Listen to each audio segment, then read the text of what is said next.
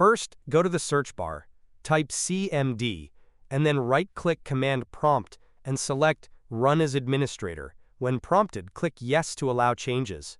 In the Command Prompt window, type this command, ipconfig/flush DNS.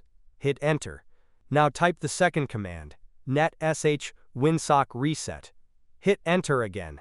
It will tell you that you need to restart your computer, but don't restart yet. We still have more steps to complete first. Step 2. Update your network adapter driver. Open the search bar, type View Network Connections, and click the result. Here, find your active Wi-Fi or Ethernet connection. Take note of the adapter name. For example, mine is VMX-Net3. Now, open the device manager by typing it into search and clicking on it. Expand the section Network Adapters and locate the adapter that matches the name you just noted.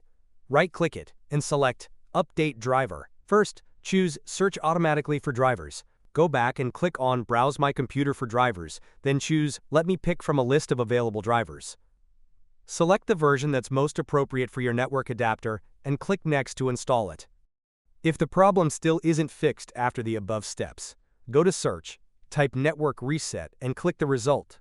Click the Reset Now button, then confirm by clicking Yes. This will remove and reinstall all your network adapters and restore network settings to default. Finally, restart your computer to apply all changes. After rebooting, your Wi-Fi signal should be stronger and more stable.